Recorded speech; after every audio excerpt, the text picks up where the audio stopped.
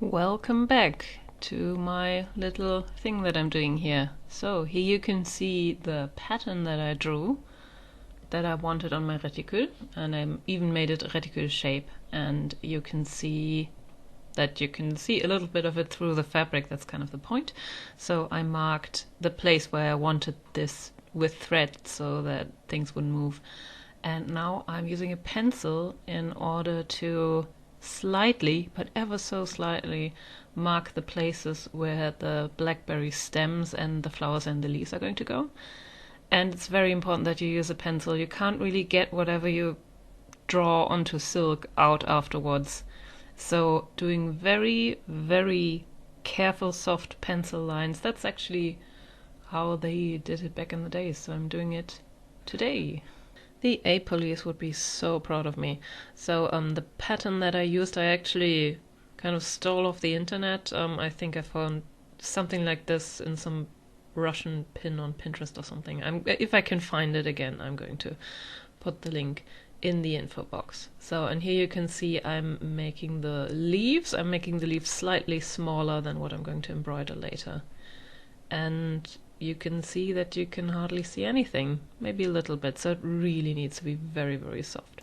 So this is where the brown ribbon comes into play. I'm always cutting them so that I have just enough for the embroidery and to pull them through the fabric on both ends, because those silk ribbons, if you pull them through the fabric too much, they start looking really bad. They get these weird horizontal rips and it's just not pretty anymore. So you can see here I leave a little bit in the back so I can anchor it later. And now I'm just rolling this ribbon into a little tube, because what we're going to do is technically soutache, I think, which is when you apply, for example, braids, you just sew them onto, for example, historical uniforms have this soutache decoration, and I'm not quite sure if the word applies here, but I'm definitely using the same technique. But in order to make a stem, I first have to make it round. I guess you could have used some kind of stronger braid or something to do the stem, but I wanted the look to be very, the silk has this kind of shiny quality that I wanted for the entire thing, so I didn't use any other kind of material for this. So, and now I'm pulling it through, and you can see it gets kind of weird up there where I pulled it. There was like a little knot and it didn't look so good, so I kept adjusting it. Now, since I didn't want to get holes in the silk ribbon because I wasn't sure if it was going to take it, I just attached the silk ribbon this way, and this way the holes only turn up in the underground layer of silk, which is a bit sturdier, and you can't really see them so well. And you might not have noticed I'm starting with the main stem of the blackberry branch here, so that I can just go from there, and once it's all secure and in place, I can start attaching it. But first of all, I need to cut the ribbon in the back. Not too short, not too long, just long enough so it doesn't slip out by mistake, and long enough to anchor the thread in it, which I'm doing now. You can see it here. I'm just making a stitch, then I'm knotting the thread, and on the back side it's not so important if it's bulky or if there are threads standing out or anything, because the finished reticule is going to have lining.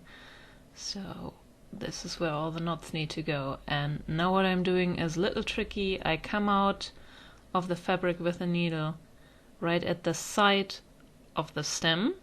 You can see here it's the left side. Then I pierce the little tube that I made out of the silk ribbon, and then I go back into the top fabric of the reticule from the right, come out to the left, and I pierce the little silk tube again, and then I go back through the main fabric again, and so on and so forth. And you can see here I was being a little bit, doing some shoddy work. I could have made it so that the stitches wouldn't show in the end, but I was afraid that it would wobble around too much, and so I made it this way.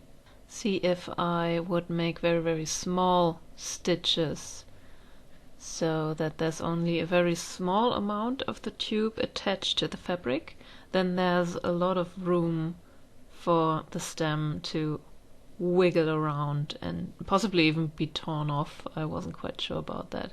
So if I make the stitches really long, you can see them poking out at the sides, but it's very stable in its position. I hope you get what I'm trying to express here. So this is why I did that. It's not entirely because of laziness. And you can see here I'm somewhat approaching the end of this thing. And this is not me working really fast. I think I'm doing this in twice the normal speed, because otherwise this video would take forever and ever. I think the raw footage was like 45 minutes. Very soon I'm going to make the last stitch and flip this thing around again.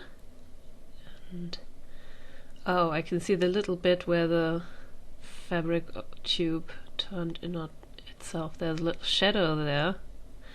Now that's annoying. You can't see it anymore with the finished reticule, but now I know it's there, so yay. It gets ever more fiddly to get the needle through the silk the smaller the top part gets, but here we're at the point where I'm pushing through the silk for the last time and anchoring the thread on the other side like I did in the beginning.